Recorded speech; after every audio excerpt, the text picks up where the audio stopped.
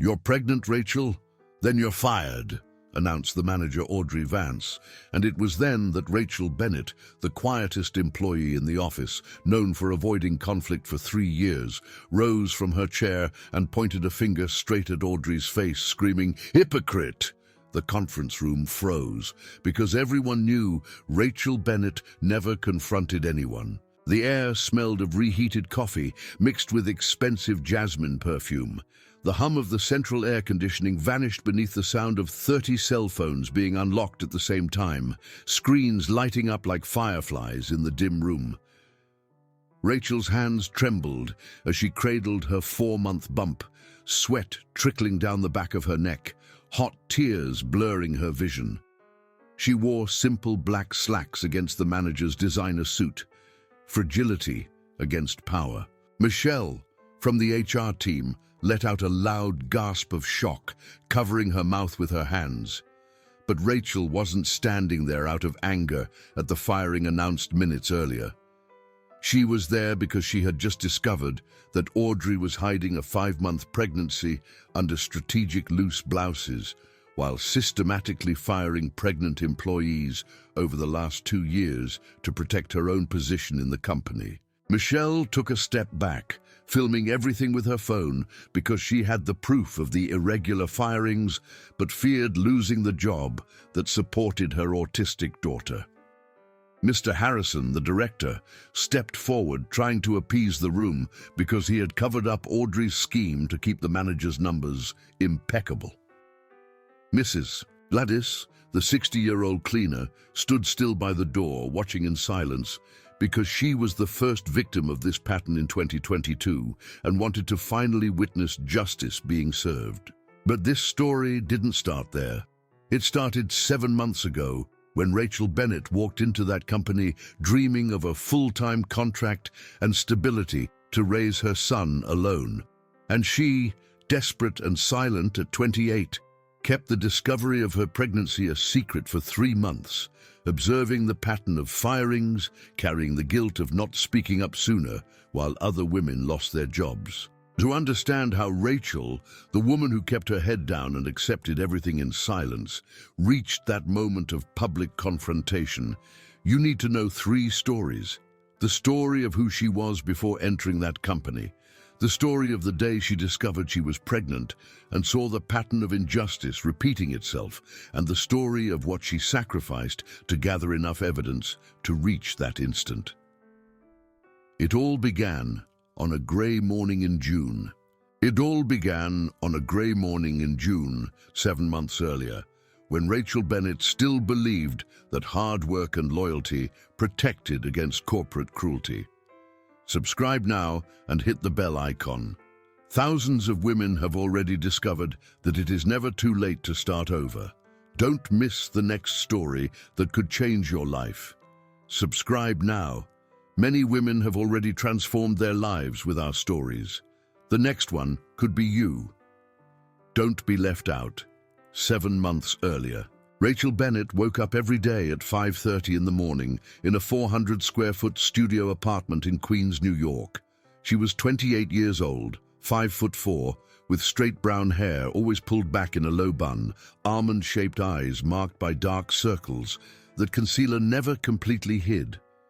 Her slender body carried the fatigue of someone who slept too little and ate even less. The routine was always the same: packing a lunchbox for her son Noah, 5 years old, dropping him off at her neighbor Mrs. Higgins' apartment for $200 a week, and taking 2 crowded buses and a subway train to the Stratum Corp offices in Midtown Manhattan, crossing the entire city in an hour and 40 minutes of standing, shoving, and stagnant air. In the office, Rachel was known as the reliable one. She arrived 15 minutes before her shift, never called in sick, never complained about unpaid overtime, never said no to any extra task dumped on her desk. Her main quality was an almost canine loyalty to the company and her superiors. She truly believed that if she worked hard enough, if she was impeccable, meritocracy would work, and she would be promoted. This was her fatal flaw, a deep naivety about how the corporate world actually operated, a blind trust in hierarchy and institutional justice. Colleagues described her with variations of the same phrase. Rachel is a tireless worker. She never stops. She accepts everything without question. You can always count on her. But behind this facade of dedication was a trauma that shaped every decision Rachel made.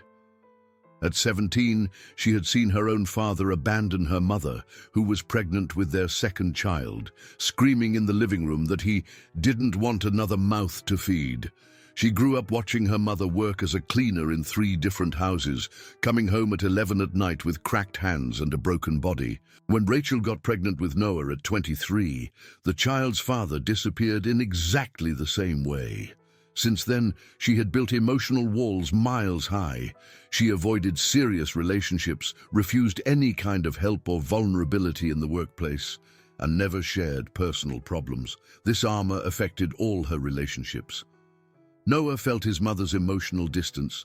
She was always physically present but mentally absent, too exhausted to play. Colleagues saw a professional coldness that was actually a survival mechanism. Deep in the drawer of her nightstand, Rachel kept a yellowed photo. It was her mother at 25, in cap and gown, on the day of a college graduation that never happened because pregnancy interrupted her degree in her junior year.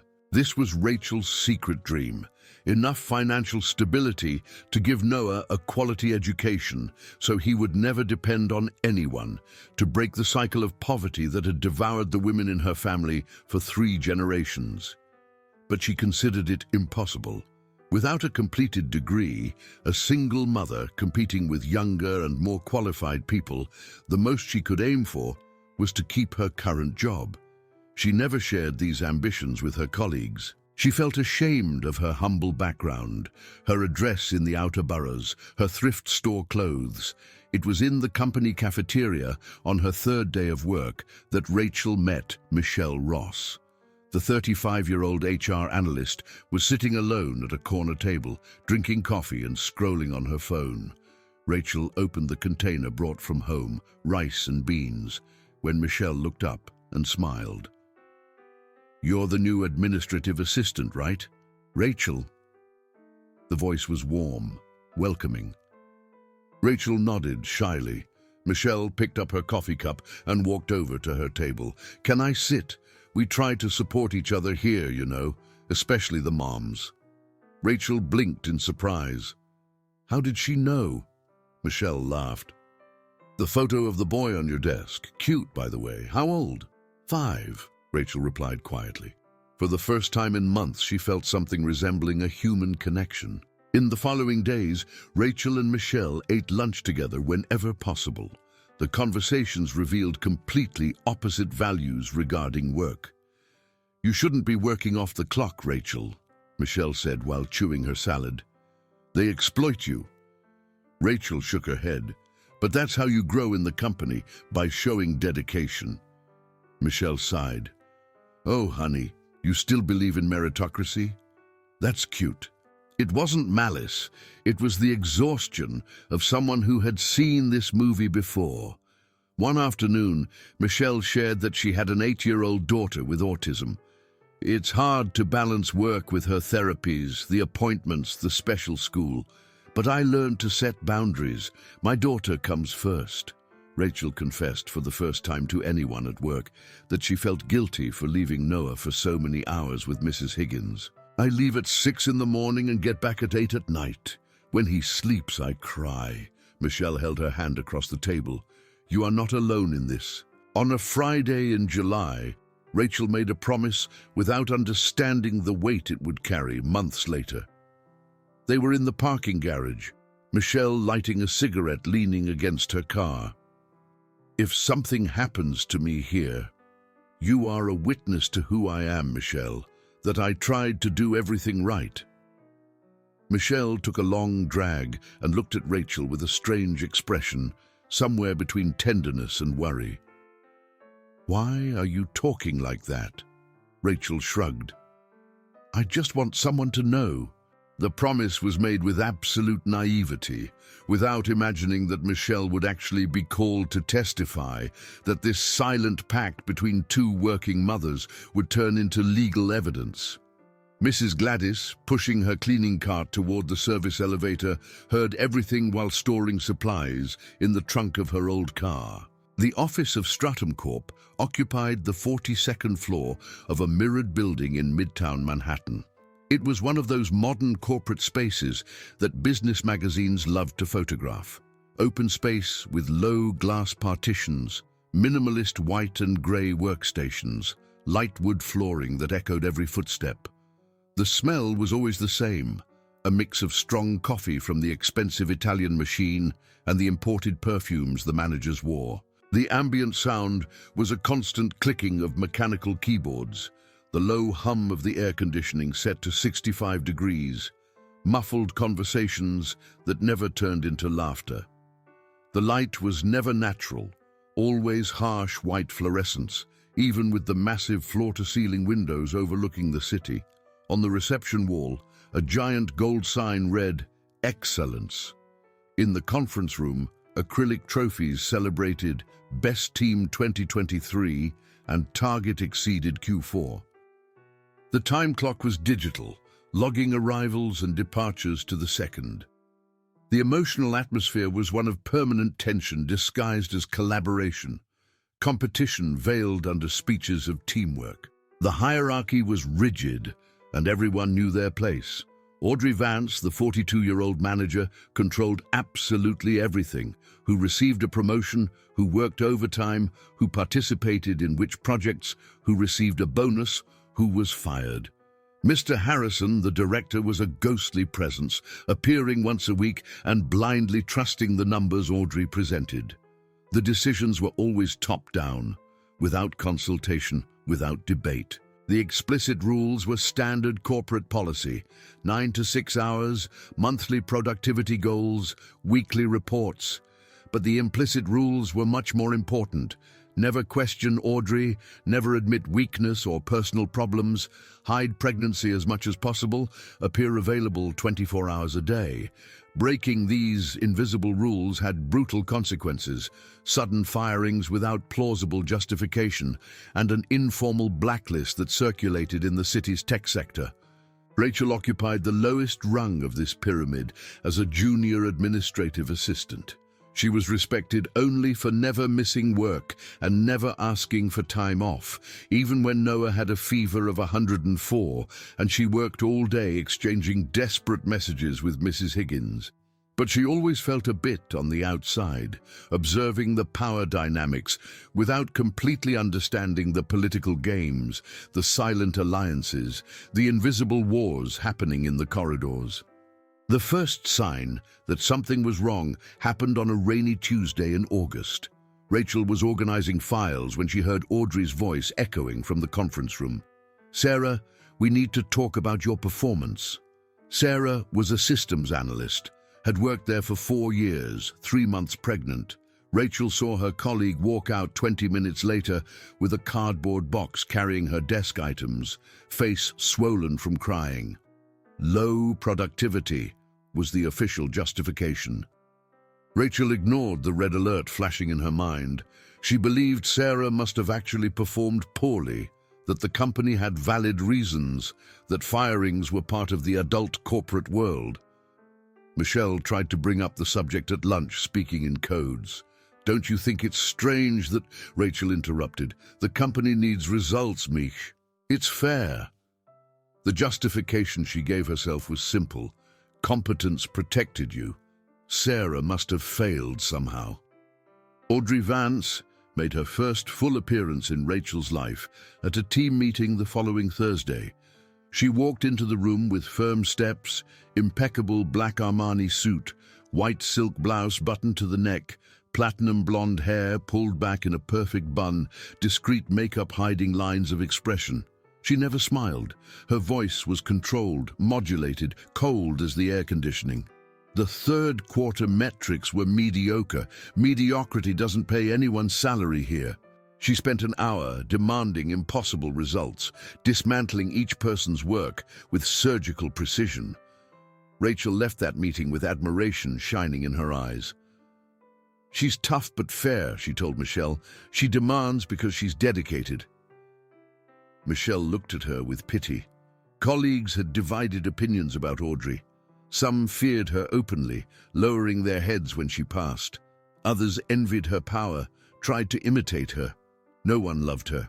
The last scene of Peace Before the Storm happened on a Friday in September. Rachel was at her desk when her cell phone rang. It was Noah's teacher. "Ms. Bennett, I just wanted to let you know Noah drew a beautiful picture today in art class. He drew you as a work superhero. He said, 'Mommy saves the world every day.'" Rachel felt her chest tighten with pride. For the first time in months, she believed she was on the right path, that the sacrifice was worth it, that Noah understood. She hung up the phone and smiled, looking out the window. The late afternoon sun painted the buildings orange and pink, a rare and beautiful sunset over the concrete jungle. She didn't notice Audrey standing 3 desks away, watching with a calculating expression, eyes narrowed, measuring something Rachel couldn't decipher.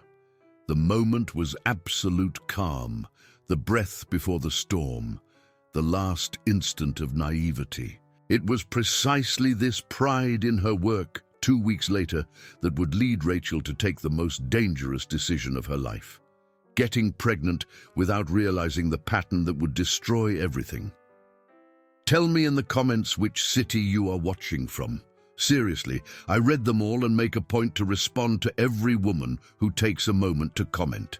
2 weeks later, Rachel was in the office bathroom, 3rd floor, at 3 in the afternoon on an ordinary Tuesday. She held the pregnancy test with both hands, trembling so much she almost dropped it on the white tile floor. 2 bright pink lines. Impossible to deny, impossible to ignore. She sat on the toilet lid, feeling her legs go weak, unable to support her body weight. Heat rushed up her neck to her hairline, cold sweat breaking out on her forehead, on the palms of her hands sticking to the plastic of the test. Nausea. She didn't know if it was the pregnancy or pure panic. 6 weeks, she calculated mentally. That night, with the colleague from the Excel course, a mistake, a slip, a distraction of loneliness that was now turning into a second unplanned pregnancy. The first thought that crossed her mind was crystalline: not now, not when it's finally going right. Denial came in waves. She retook the test. Then again, 3 tests, 3 different boxes bought at the pharmacy downstairs during lunch, 3 pairs of pink lines mocking her. Memories returned without permission. Noah's father disappearing when she showed the ultrasound, the unemployment that lasted 8 months, the humiliation of asking for food baskets at the church. She tried to rationalize, to build logical arguments to calm the panic. This time is different. I have a stable job, health insurance. I won't go through what I went through with Noah. But the inner voice knew it was a lie. 3 sharp knocks on the bathroom door, Audrey's voice cutting the silence like a blade. "Efficiency doesn't wait, Rachel." Cold, controlled, each syllable a demand. Rachel swallowed the sob rising in her throat, threw the tests deep into her purse, washed her face with ice-cold water that didn't erase the red in her eyes. She opened the door. Audrey was standing there, arms crossed, gaze evaluating every detail. "Are you okay?" The question didn't carry concern, it carried inspection. "Yes, just nausea from something I ate." Audrey narrowed her eyes. "Take care of yourself. We can't have drops in productivity." In the hallway back to her desk, Rachel saw Michelle leaning against the water cooler. They made eye contact. Michelle realized immediately. She knew that look. She walked over to Rachel and whispered, "Are you okay? You're pale." Rachel shook her head too fast. "I'm great." Obvious lie. Across the hall, Mrs. Gladys cleaned the glass partitions, movement slow and repetitive, but her wise and sad gaze fixed on Rachel. A look that said, "I've seen this before." The atmosphere in the room was of silent tension, that kind of moment where everyone pretends not to notice, but everyone notices. Rachel made a decision that same afternoon. She would hide the pregnancy for 3 months, enough time to prove she was irreplaceable, to become so valuable that the company would have no choice but to keep her.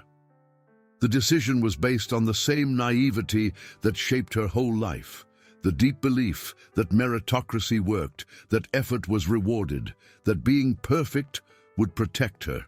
She started that night, stayed until 9, preparing reports that weren't even urgent, arrived the next day at 7:30, an hour and a half before her shift, took on 3 extra projects no one wanted, hid morning sickness locked in the bathroom, chewing ginger and breathing deep. The internal dialogue was constant, a desperate bargain with the universe.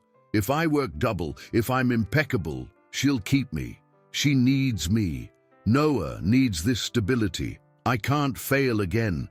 Mom raised children alone, cleaning houses. I have a corporate job. I can do this. I just need time. 3 months until the 2nd trimester, then it's safer, then I'll tell. 3 months of absolute perfection, no errors, no failures, no weakness. The vulnerability and fear were visceral, crushing. But she pushed everything down to the bottom of herself, where emotions didn't hinder productivity. The first attempt to solve the problem was logical within Rachel's worldview. Increase value to the company. She worked 15, 16 hours a day, skipped lunches to finish tasks, took her laptop home and worked after Noah slept. Created more efficient spreadsheets, automated processes, assumed responsibilities of sick colleagues. The effort was genuine, almost desperate. She truly believed that if she was indispensable, if she showed dedication beyond reasonable, she would be safe. The complication arrived immediately. Audrey acknowledged nothing, not a compliment, not a thank you, just demanded more. This report could be more detailed, Rachel. You took 20 minutes longer than expected. It's the minimum expected of any professional. The response was always cold, always moving the goalpost. Rachel began to realize with growing horror that no matter how much she worked, it would never be enough. The ruler changed constantly. 3 weeks passed at this insane pace. Rachel lost 8 pounds she didn't have to lose. The dark circles became permanent purple bruises. Noah cried every night asking why Mommy arrived when he was already sleeping. It was on a freezing Thursday in October that the situation escalated for the first time. Rachel was archiving old contracts in the storage room when she found a forgotten folder. Terminations 2022-2024. Morbid curiosity made her open it. Inside, files of 5 women. Names, hire dates, termination dates, and a handwritten note on each: pregnant 12 weeks, pregnant 14 weeks, pregnant 10 weeks. All fired with identical justifications: low productivity, cultural misfit, restructuring. The pattern was crystalline, mathematical, impossible to deny. Her blood froze in her veins. Nausea returned, this time not from pregnancy. Rachel sat on the cold floor of the storage room, holding the folder, rereading the names. She recognized 3 of them. Sarah was the most recent. The others had been before she joined. The discovery changed everything. It wasn't paranoia, it was systematic. The situation was worse, much worse than she had imagined. She was in real, concrete, documented danger. At lunch that day, Michelle confirmed what Rachel had discovered. They sat in the farthest corner of the cafeteria, Michelle speaking low, looking over her shoulder. "Rachel, I need to tell you something. But you can't say I told you." Michelle was pale. "Audrey made me falsify performance reviews for the pregnant women. She ordered me to give low scores in skills where they had high scores. I did it. God forgive me. I did it because I'm afraid of losing my job." Rachel held her hand across the table. "Do you have proof of this?" Michelle nodded. "I have the emails. I have the original files before the changes. But Rachel, she is powerful. Mr. Harrison supports everything she does. They won't believe me." Rachel's perception of the situation changed completely. She had underestimated the cruelty of the system. It wasn't just Audrey being mean. It was a coordinated operation, protected by the board, facilitated by HR, with planned elimination of pregnant employees. The company wasn't a family, it was a machine for grinding women. That night, Audrey fired Carla. It was public, calculated, cruel. Carla had worked there for 3 years as a developer, 4 months pregnant. Audrey called her into the conference room with the glass doors open for everyone to see. "Your performance is below expectations. We're going to have to terminate your contract," Carla cried, begged, mentioned the pregnancy. "Exactly why I need someone committed," Audrey replied. The coldness was surgical. Mr. Harrison was beside her, nodding, supporting every word. Rachel watched everything from her desk, frozen. Michelle filmed discreetly with her phone under the table. The show of force was clear. Audrey was untouchable. Rachel realized she had completely underestimated how prepared and protected the manager was. She wasn't just a bad boss. She was a strategist eliminating threats. And Rachel, 9 weeks pregnant, was next in line. It was that same night that Mrs. Gladys sought out Rachel in the parking lot. Rachel was crying inside her car, still without the courage to turn the ignition. A knock on the window. Gladys standing there in her uniform, expression serious. Rachel opened the door. "Can I speak with you a minute, child?" The voice was firm but gentle. They sat in the back seat of Rachel's old car. Gladys told her story, fired while pregnant by Audrey in 2022, when she was still a registered employee, rehired 6 months later as a contractor without rights, earning half the salary. "She's been doing this for years, and no one reports it because everyone is afraid." Rachel felt her heart racing. "Why are you telling me this?" Gladys took her hand. "Because you have that look, the same one I had, and I don't want you to suffer in silence like I suffered." The information was explosive, but useless without legal proof. Rachel had discovered the pattern, had a witness, had suspicion, but suspicion didn't win lawsuits. The most disturbing revelation came when Gladys whispered, "And there's one more thing. She is hiding something. She wears clothes way too loose for the heat, avoids in-person meetings when she can. I clean her office. I found anti-nausea medication in her drawer."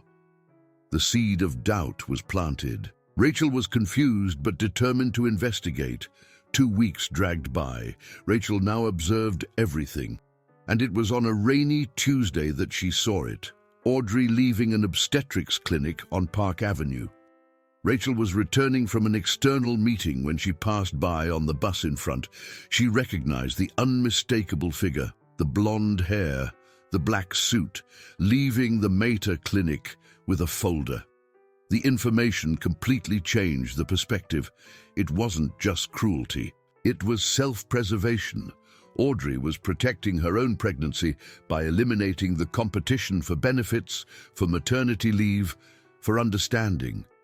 The situation was infinitely more complex than it seemed, not a two-dimensional villain, a fearful woman acting monstrously, but that justified nothing.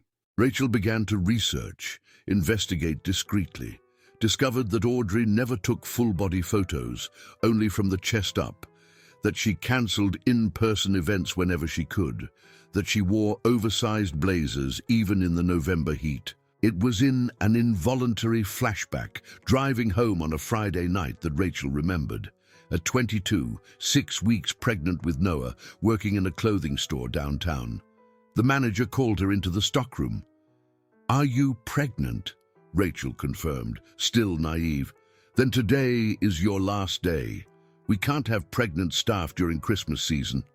Fired on the spot, without notice, without rights. Had to sell her phone to pay rent that month. The pattern repeated, 7 years later.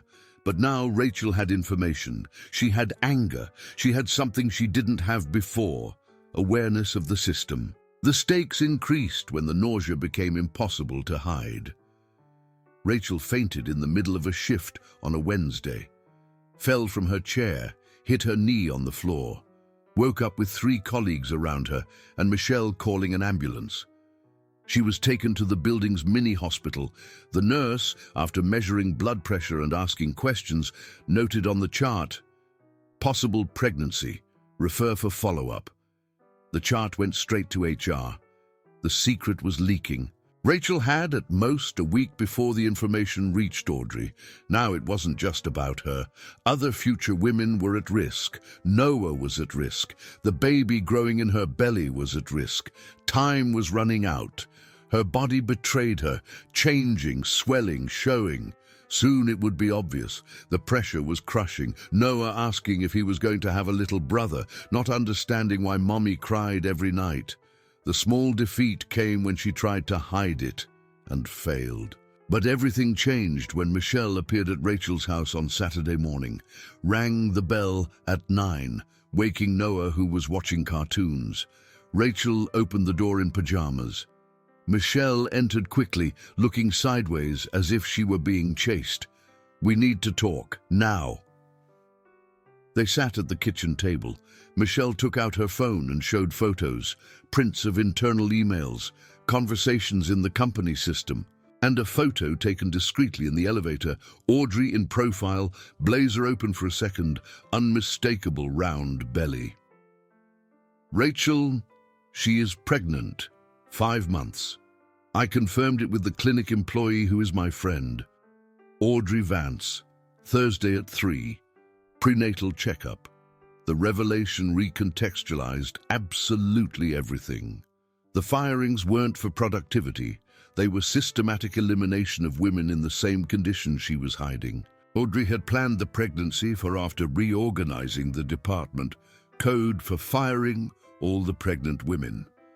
It was surprising, but made perfect sense in retrospect. The increased aggression in recent months, the online meetings, the loose clothing, the nausea she said was gastritis. The viral moment inside the story happened when Michelle revealed there's a WhatsApp group, 30 people from the company. They've been discussing Audrey's injustices for months, but everyone is too afraid to act. Rachel knew of no group. Michelle showed the phone. Group name, Silenced Voices, SC. Messages about patterns of abuse, favoritism, moral harassment. It was public among colleagues, witnessed by many, but hidden from management. The group administrator was Camilla Rocha, a financial analyst Rachel barely knew. The story was spreading fast. Perception of Audrey was changing. People were no longer isolated in their fear. There was a support network hidden, waiting only for someone to take the first step. The reaction of all characters came in a cascade. Michelle, "I want to help, but my daughter depends on this job, Rachel. Therapies cost $4,000 a month." Camilla sent a message. "If you're up for exposing this, I'll record everything at the next meeting." Mrs. Gladys, "Can my testimony from 2022 be used in a lawsuit?" Mr. Harrison, oblivious to everything, continued blindly trusting the impeccable numbers Audrey presented. Alliances began to form, change, solidify. The immediate consequences were clear. In the coming days, the team began to organize. The world inside the company reacted with growing tension, Audrey sensing something was different, that there was conspiracy in the air. Rachel gained something she never had: collective courage and documentary proof. The setup for the next act was armed. It wasn't just one woman against the system, it was 30 against 1. But what Rachel didn't know was that Audrey already suspected her pregnancy through the nurse's chart that reached HR on Thursday. And in the next 3 days, the manager would rig the most humiliating public firing possible, planned for Monday at 2 in the afternoon, summoning the entire team for a feedback meeting that would actually be a public execution. Michelle Ross was 35 years old and had been working at Stratum Corp for exactly 6 months. Her full name was Michelle Ann Ross, human resources analyst, divorced for 3 years, single mother of Lily, an 8-year-old girl diagnosed with severe autism at 2. Michelle's life was a timed gear. Wake up at 5, prepare Lily for specialized school transport, work from 9 to 6, pick up her daughter at special school at 7, take her to occupational therapy 3 times a week, speech therapy twice, psychologist once. Therapies cost a fortune. The company health insurance covered 60%. Without this job, Lily would lose access to the professionals who were finally making a difference in her development. Michelle's dilemma was brutal, and she had been carrying it alone for weeks. Inside the locked drawer of her desk at work, on a USB drive hidden inside a box of paper clips, were all the proofs. 23 emails from Audrey ordering alteration of performance reviews, original spreadsheets before modifications showing excellent scores turned into unsatisfactory ones. Conversations in the internal system where the manager explicitly instructed, adjust the numbers to justify termination. It was enough evidence to bring down Audrey, to expose the scheme, to save Rachel and all future women. But handing over these proofs meant identifying herself as the source, meant guaranteed retaliation, meant firing for breach of confidentiality, meant losing the health insurance that kept Lily functioning. Michelle's parallel story connected with the main conflict in a painful way. 3 years ago, she herself had hidden a pregnancy. She was 10 weeks pregnant when she started bleeding at work, tried to hide it, went to the bathroom, saw the blood running down her legs, miscarriage, called an Uber, went to the hospital alone, lost the baby alone, returned to work 2 days later saying it was the flu. Never told anyone. The stress of the work environment, the constant pressure, Audrey's yelling, the impossibility of showing weakness, everything had contributed. She knew it, carried visceral guilt, saw Rachel and saw herself 4 years younger. Wanted to help completely, but the image of Lily without therapy, regressing, losing skills, conquered at such cost, paralyzed any heroic impulse. On Thursday night, 3 days before the meeting set by Audrey, Michelle was lying in bed next to Lily, who slept clutching her sensory blanket. Her phone vibrated. Message from Rachel. "Will you be there Monday?" Michelle typed and deleted 5 different answers. Finally, "I don't know if I can, Rach, sorry." Betrayal was in the air, heavy, real. Michelle cried silently so as not to wake her daughter. Hesitated because loyalty to Rachel clashed head-on with maternal responsibility. There was no right choice. Any decision sacrificed someone she loved. Rachel's past had layers no one in the office knew. The deepest wound, the one that had shaped every decision of her adult life, happened when she was 7. It was Sunday. Her father came home drunk at 3 in the afternoon. Her mother was 6 months pregnant with their second child. Rachel remembered perfectly. She was watching Sesame Street on the tube TV, eating popcorn her mother had made. Her father entered the living room screaming, "I don't want any more kids. I won't support another mouth. You did this on purpose." Her mother tried to calm him, said they had planned it together. Lie or truth, it didn't matter. He threw the remote control at the wall, grabbed the backpack that was already ready under the stairs, and left. Never came back. Rachel watched from the window as he got into the car, backed out, disappeared around the corner. Her mother sat on the sofa and stared at the wall for 3 hours without saying anything. Rachel, 7 years old, made sandwiches for both of them. It was her first day as an adult. The following months were survival. Her mother worked as a cleaner in 3 houses until the 8th month of pregnancy. Rachel went along after school, did homework sitting on the floor of the patrons' laundry rooms. When her little brother was born, her mother had severe postpartum depression. Rachel, at 8, changed diapers, prepared bottles, rocked the baby in the middle of the night. At 10, cooked rice and beans for the 3 of them. At 12, lied about her age to get work bagging groceries at the market. At 14, paid half the rent, grew up without childhood, without dolls, without birthday parties. The trauma built walls miles high, closed herself to depending on any man, to showing vulnerability, to asking for help. When she got pregnant with Noah at 23, his father reacted exactly like her own father. history repeating itself. Rachel swore it would be different. She would be strong. She would be self-sufficient, never be a victim.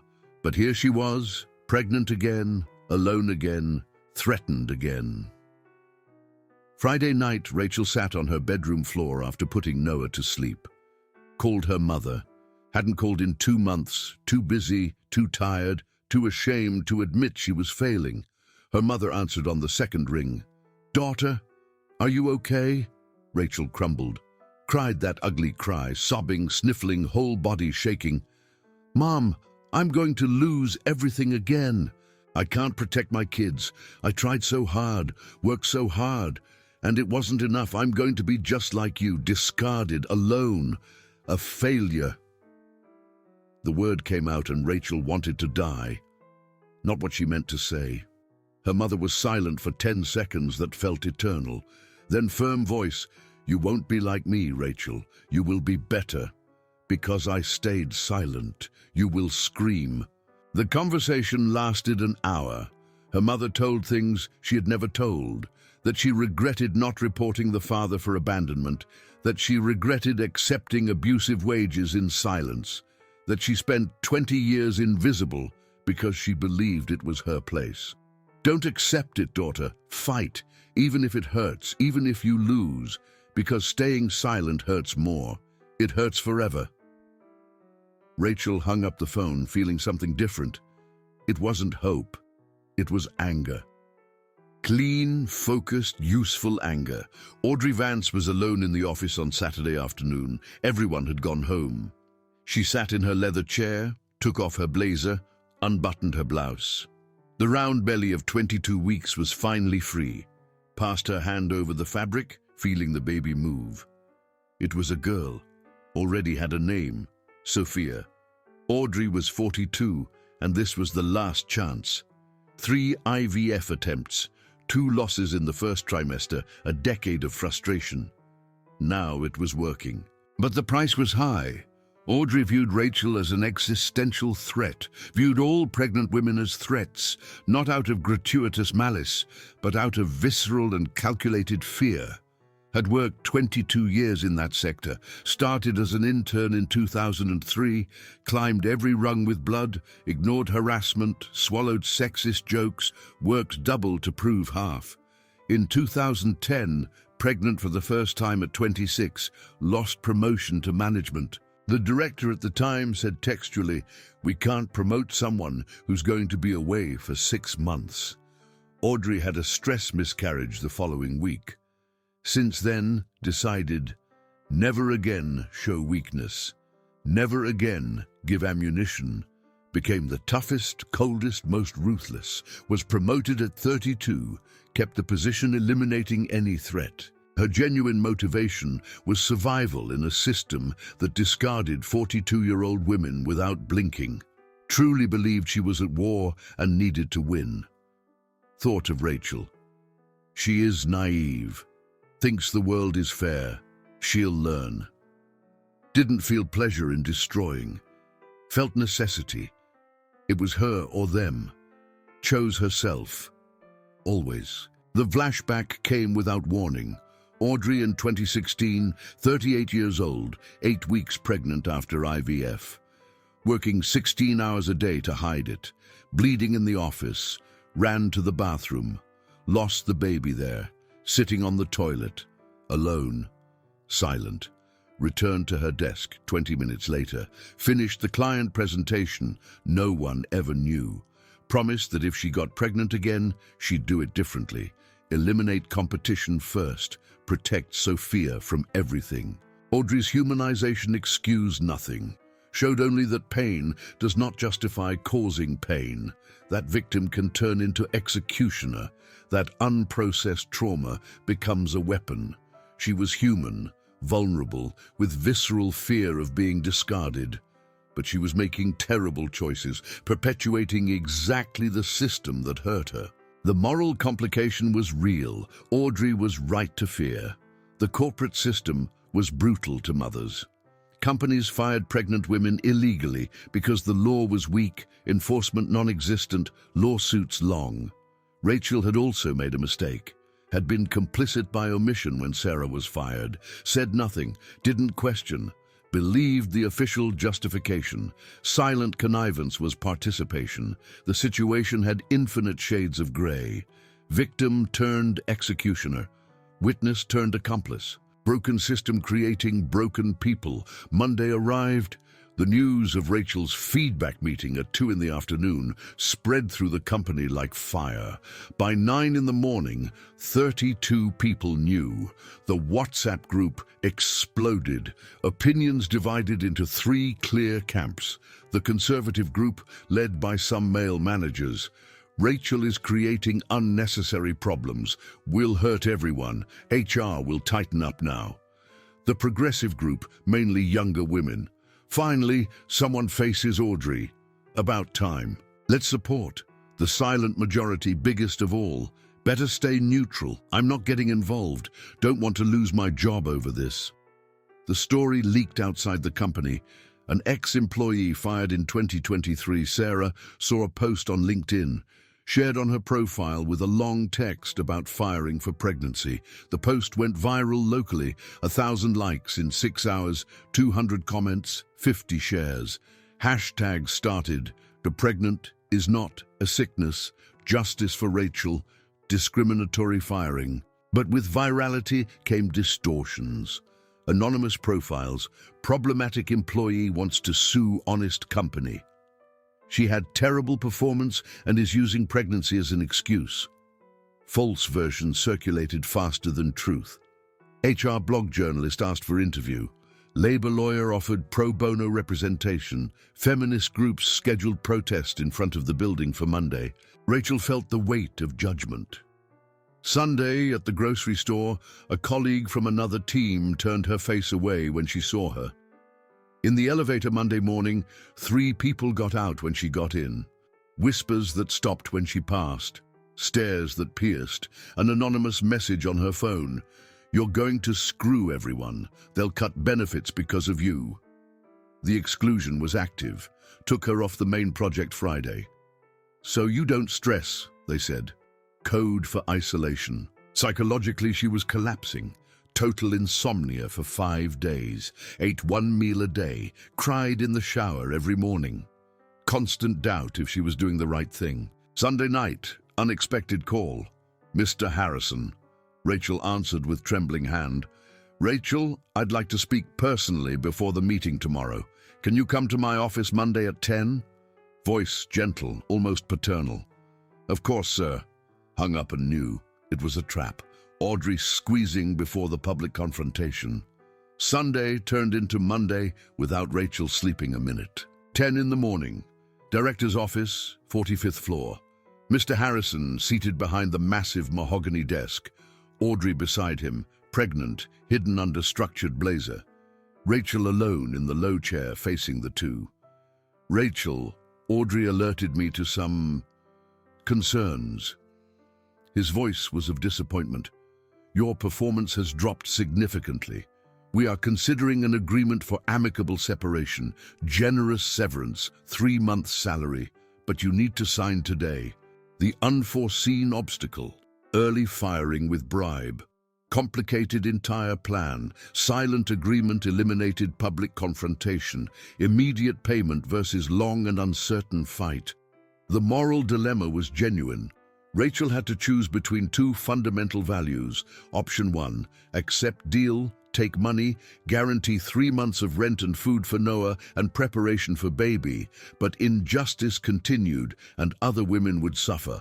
Option 2, refuse, expose everything publicly, risk winning nothing legally, possibly be blacklisted in entire sector, but fight for systemic change. Both options sacrifice something essential. No clear answer. Rachel looked at Audrey. "At Mr. Harrison, at the contract on the desk. Can I have until 2 to decide?" Mr. Harrison looked at Audrey, who made an impatient face but accepted. 2 hours, then the offer is off the table. Rachel left the room shaking, tried calling Michelle, voicemail, Camila. Didn't answer, her mother. "Accept the money, daughter, you need it." Even her mother, who said to fight, now retreated before practical reality.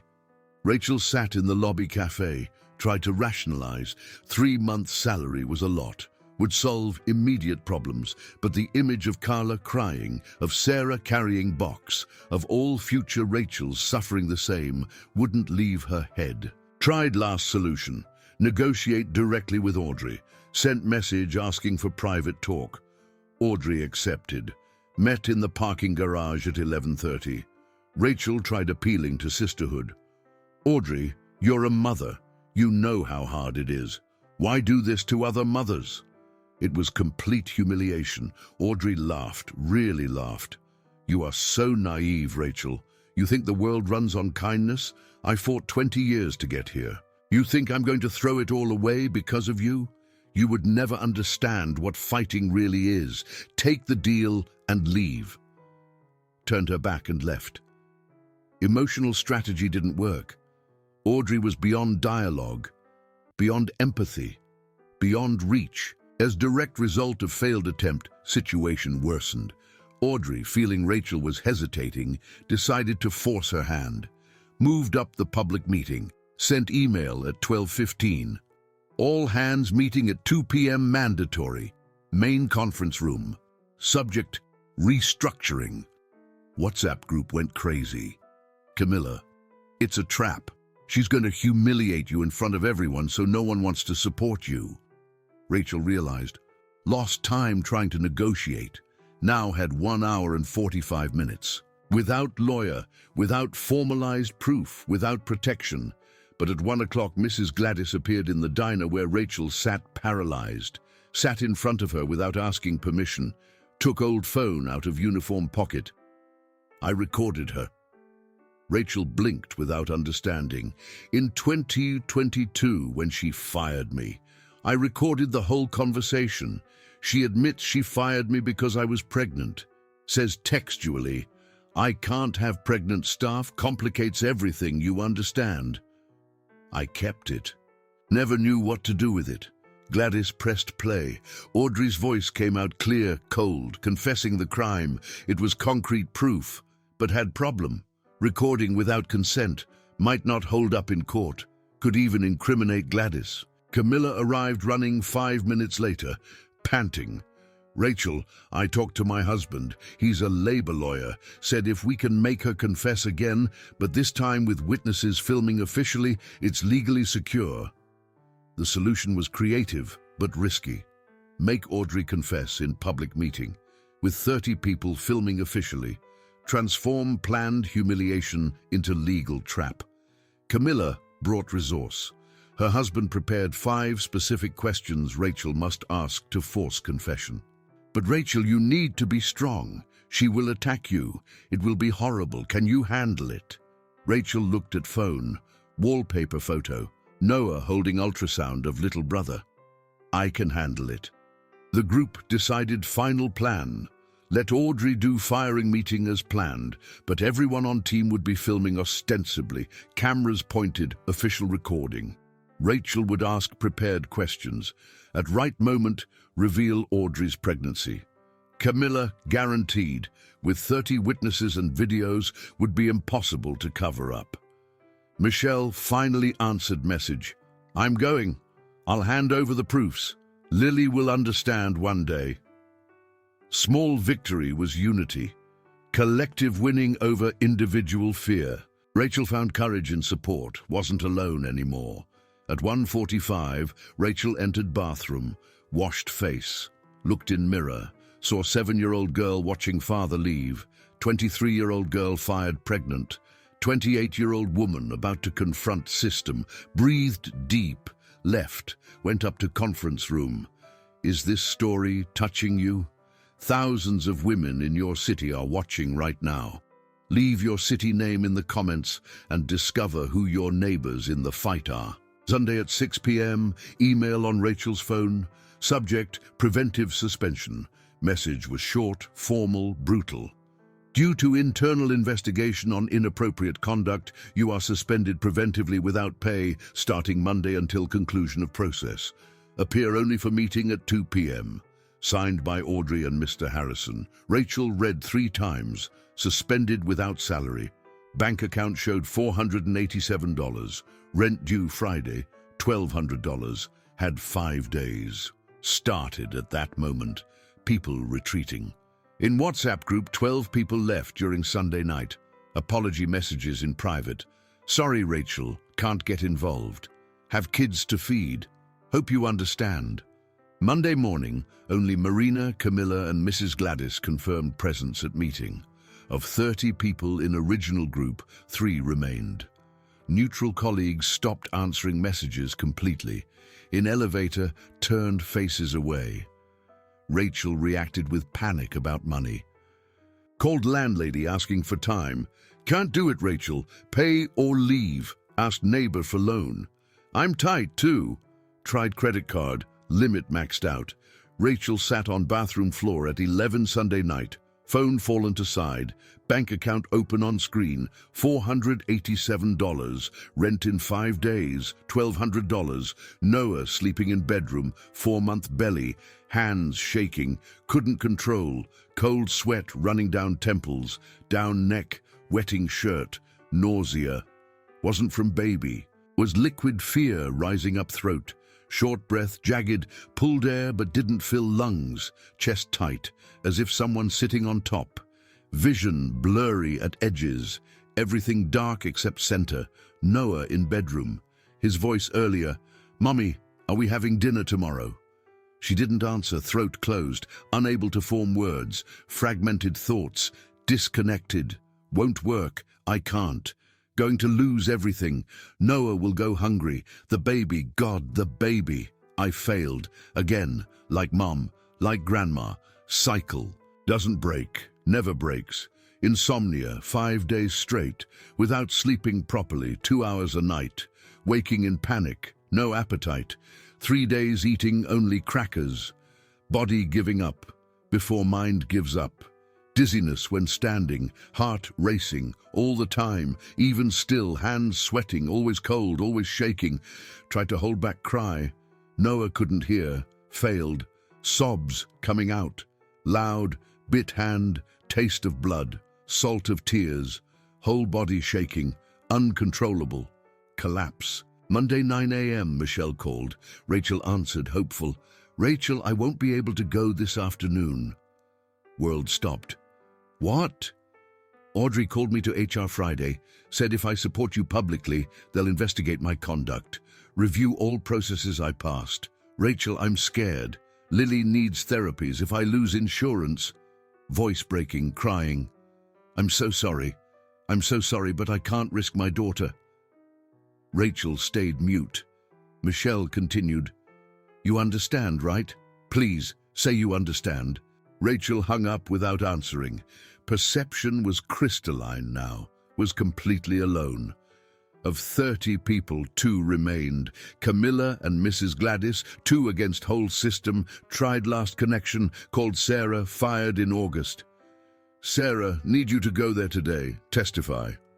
Sarah sighed on other end. Rachel, I'm trying to rebuild my life. Don't want to relive that.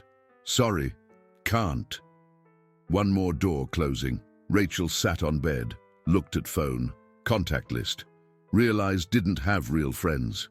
Had colleagues, acquaintances, people who disappeared when needed, closed herself emotionally, stopped answering messages, turned off phone.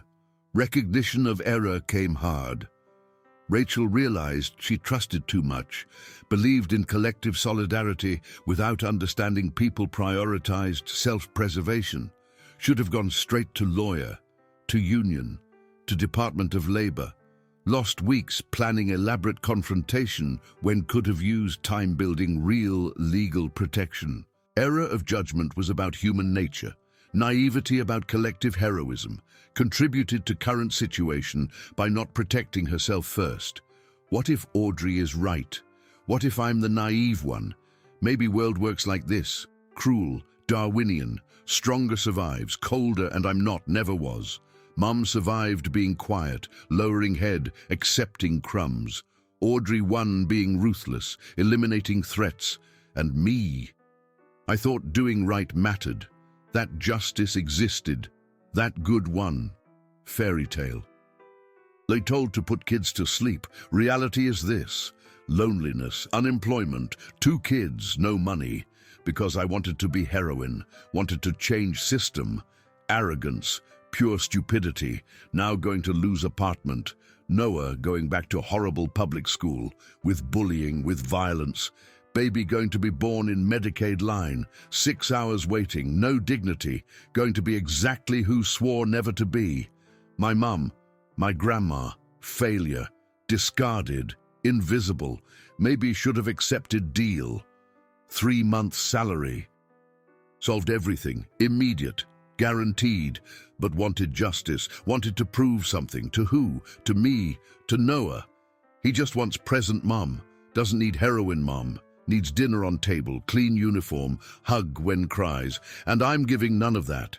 Because obsessed with winning war can't win. Maybe resisting is stupidity. Maybe should accept defeat, take crumbs, disappear, let Audrey win. Because look where fight brought me, to rock bottom, alone, with nothing. Seemed no way out. All doors had closed. Lawyer charged 10,000 retainer to accept case. Union said process takes years. Department of Labor scheduled inspection for 6 months later. Time had run out. Meeting was in 3 hours. Resources zero. Rachel seriously considered not showing up, accepting defeat, disappearing, starting over somewhere else, another city maybe. But at 11 a.m. Monday, knock on door. Rachel opened, Mrs. Gladys standing there with steaming glass container. Brought lunch, you need to eat. Entered without waiting for invitation, put food on table, rice, beans, chicken, salad. Sit and eat. Rachel sat, started eating mechanically.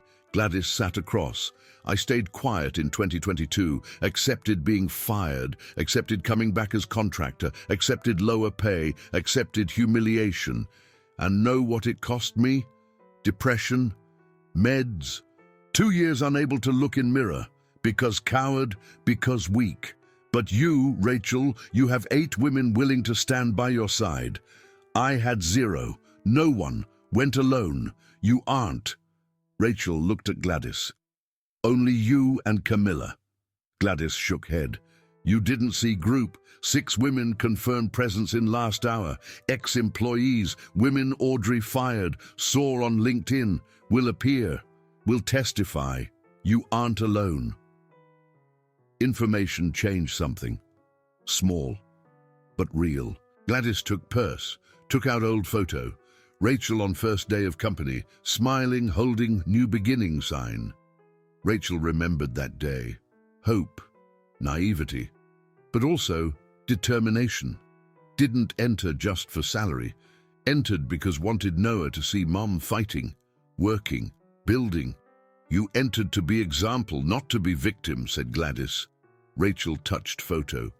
Reconnected with something forgotten. Essence wasn't winning, was not bowing. Gladys told story. Her daughter, 32 years, manager in bank. Last week reported boss for harassment. Know what she told me? That she could because saw your news on LinkedIn. Said, if single pregnant mum can face company, I can report harassment. Parallel story offered insight. Victory wasn't just lawsuit, was chain, was inspiration, was breaking collective silence. Rachel realized impact was beyond her. Other women watching, waiting, needing to see someone take first step. Seed of hope wasn't false, wasn't magic salvation, was real but difficult possibility. Demanded courage to be publicly humiliated without guarantee of winning. But Gladys was right. 8 women was infinitely more than 0. Tomorrow you go. We'll speak truth. We'll record everything and know what happens. You will sleep in peace because did right thing. Win or lose, your voice will matter, said Gladys. Rachel hesitated. And if no one shows? Gladys held her hand. I show. And that's already more than I had. After Gladys left, Rachel sat at table for 20 minutes, looking at photo, thinking. Finally, made decision. would go, would speak whole truth, expose pattern, reveal Audrey's pregnancy, record everything, whatever happened, not because had guarantee of victory, but because couldn't live with silence. Decision was clear, specific, no return. Knew by doing this would burn all bridges in sector. Accepted cost, listed mentally what would lose. Professional reputation would be marked as problematic, possibly blacklisted. Security, could lose lawsuit and pay legal costs. Relationship with mother, who still begged to accept deal. Possibly sanity, already at limit. Public confrontation could break her completely, but made peace with all. Wrote letter to Noah, explained. Mommy needs to fight, even losing. Because you will grow knowing when injustice happens, we don't lower head. We scream. Sealed envelope left on nightstand. Plan was simple. Arrive 1:45. Sit first row. Wait for Audrey to start humiliation. Ask 5 questions prepared by Camilla's husband. At right moment, point to Audrey's belly. Record reaction. Count on Camilla and Gladys filming too. And 6 ex-employees as witnesses. Audrey didn't expect audience. Expected isolated victim. Was going to have public confrontation. Rachel spent Monday afternoon preparing. Took long shower, washed hair, dried calmly, brushed until shone. Put on red lipstick. Never used, but today would use. Took first day suit. Ironed, button by button. Dressed. Adjusted collar. Looked in mirror. Saw different woman. Still with fear. But with something more. Dignity. Kissed Noah sleeping. Mommy going to fight for us. Took purse. Phone. USB drive with proofs. Recorder. Left apartment. Went downstairs. Street full of people returning from lunch, Manhattan skyline in distance, mirrored buildings, cloudy sky, breathed deep. Bus arrived, entered, sat window, watched city passing. Emotional preparation, determination mixed with sadness. Knew might not return same person. Accepted, last stop before building, stood up, got off, looked own reflection in entrance glass. For all of us, entered. And it was then that Rachel did what no one expected.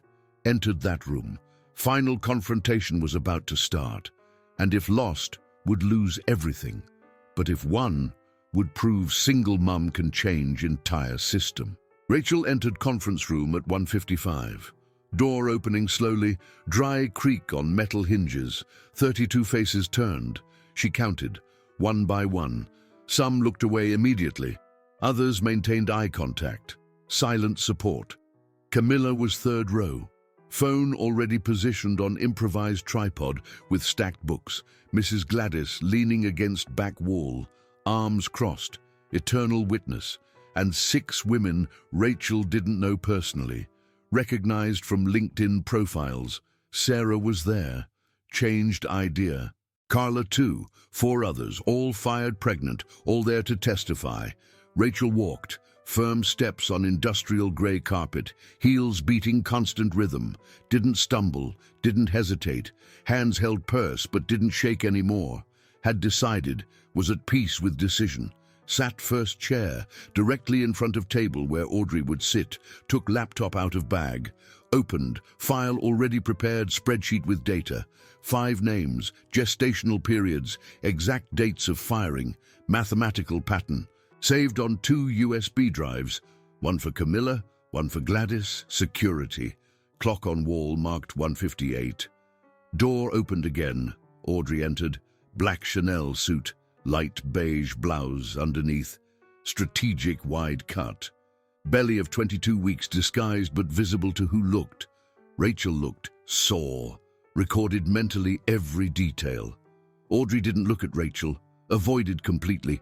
Walked straight to table, placed laptop, connected projector, image projected on wall. Slide title, constructive feedback. Rachel Bennett. Rachel almost smiled. Almost. Swallowed impulse. Audrey cleared throat, dry sound, artificial. Thank you for everyone's presence.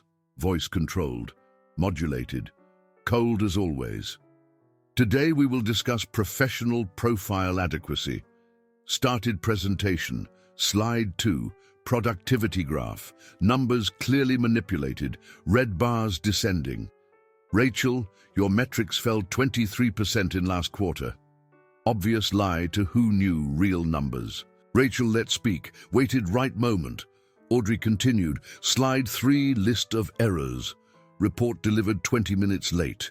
Email answered 4 hours later. Frequent bathroom absences. Microscopic details transformed into grave failures. Narrative built justification. Firing for incompetence, not for pregnancy, never for pregnancy, Rachel observed. Camilla recording, Gladys witnessing, 6 ex-employees taking notes. Mr. Harrison entered room, stood beside Audrey. Visual support. Hierarchy established. Slide 5. Conclusion, termination for low performance. Audrey finally looked at Rachel. Expected crying, expected submission. Found firm eyes.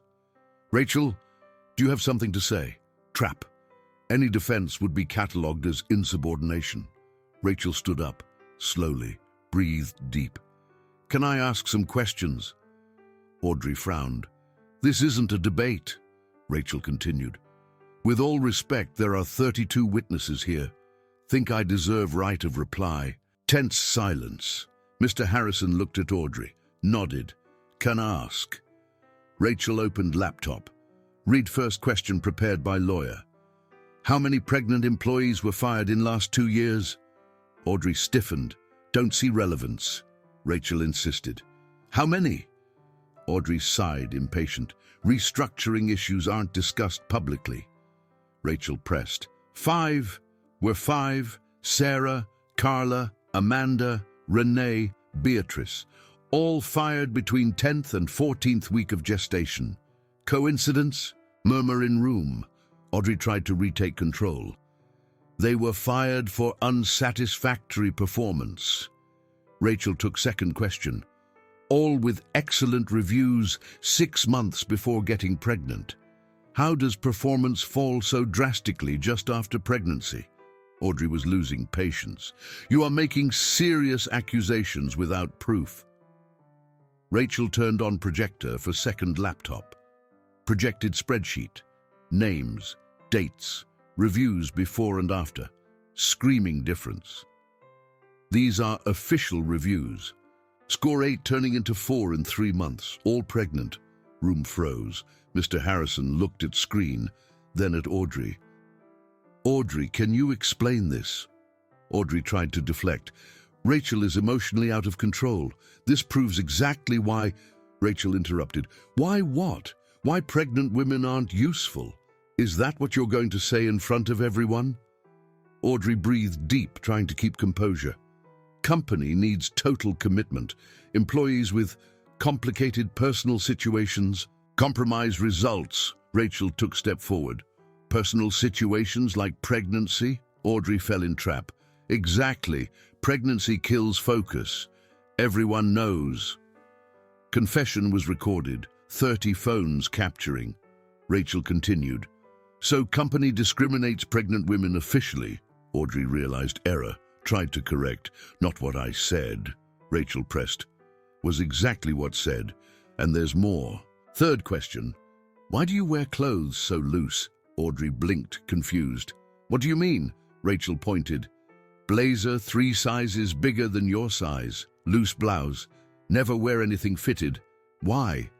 Audrey was irritated now. My clothes aren't your business. Rachel took another step.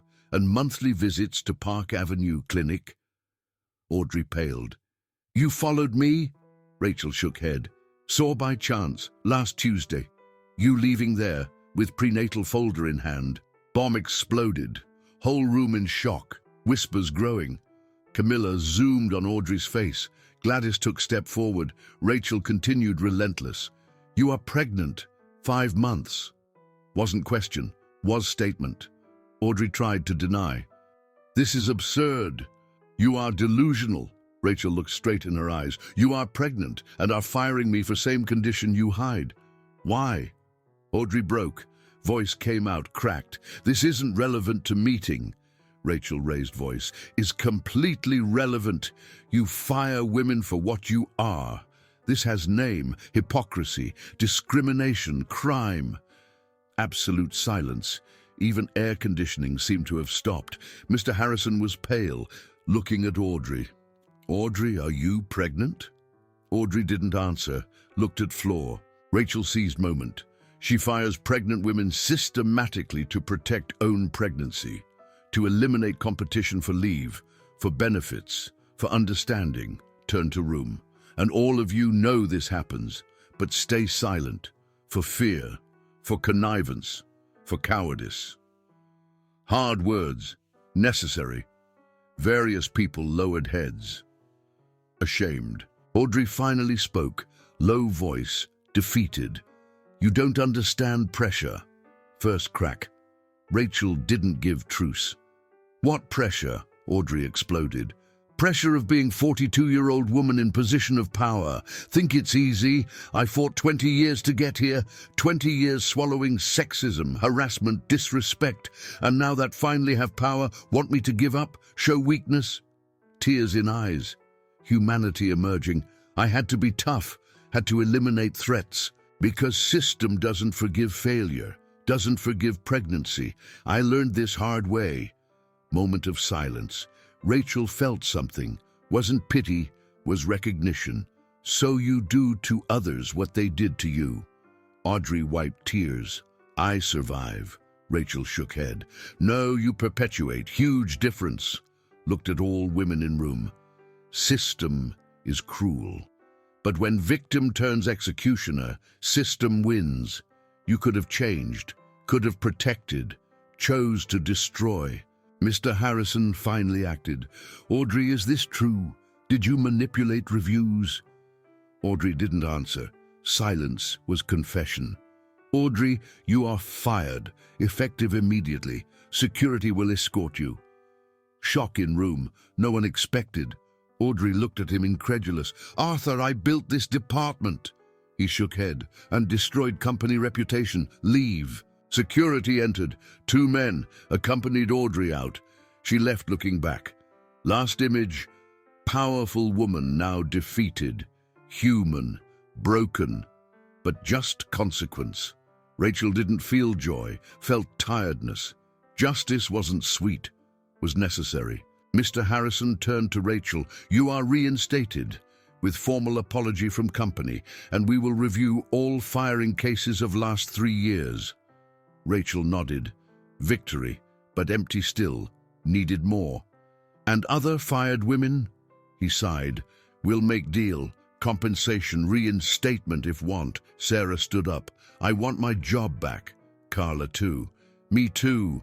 One by one. Voices that were silenced. Camilla stopped recording. Gladys smiled. First time Rachel saw Mrs. Gladys smile. Went to Rachel. Hugged tight. You did it, child. You did it. Rachel cried. Finally. Release. Not of pure joy, of relief, of pain, of months holding. Michelle entered running. Rachel, I saw everything from outside, filmed from door. Sorry for not entering, but... Rachel hugged. You brought proofs. Was enough. Team started applauding, slowly, then stronger. Rachel didn't want applause, wanted peace. Mr. Harrison called her private. Rachel, deeply regret. Company failed you. With all. We'll implement new protocol, training, audits. This won't happen again. Rachel looked in his eyes. Want in writing? He nodded. Will have. Rachel left room. 3:30 afternoon, took phone, called Noah at school. Hi, my love. Mommy back from work. Let's have pizza tonight, to celebrate. Noah shouted, animated. Rachel smiled. First time in weeks. Left building. Late afternoon sun. Midtown full. Life happening. She survived. Not only, won. 6 months later, Rachel returned to same office. Now renovated. New management, 50-year-old woman, mom of 3. Understanding. Fair. Rachel was promoted, coordinator, double salary, 9-month belly, eve of giving birth, working until last day because could, because wanted, not because was forced. Crucial difference. Michelle, now HR director, implemented protection policies, nursing room, extended leave, real support. Camilla opened consultancy for fighting labor discrimination. First client, Mrs. Gladys, sued external company, won. Gladys rehired full-time, fair wage, guaranteed rights. Sarah and Carla returned. Others didn't want, received generous settlements, moved on lives, all grateful for validation, for justice, for not being invisible anymore. Rachel was at desk when felt first contraction. Michelle took to hospital. Noah went along, held Mom's hand. Rachel gave birth to Sophia at 11 p.m. Healthy girl, 7 pounds, crying strong. Rachel held, looked at daughter. You will grow in better world. Mommy guaranteed. Noah kissed little sister. She's strong like you, Mom. Rachel smiled. Complete peace. Finally. 1 year later. Rachel woke up at 7 a.m. now, not 5:30 anymore. New apartment, 2 bedrooms, better neighborhood. Astoria, 15-minute subway to work. Noah studied in private school. Clean uniform, new backpack, lunchbox with real food. Sophia was 8 months, crawling around living room, laughing, healthy, beautiful. Rachel made coffee looking out window, saw trees, not grey buildings anymore. Routine was different, lighter. Entered at 9, left at 6. Didn't take work home. Weekend was for kids. Values had changed. Work was means, not end. Noah saw present Mom, playing, smiling, not crying hidden anymore. Stratum Corp was different company. After scandal, entire board changed. Mr. Harrison resigned. External pressure, internal process.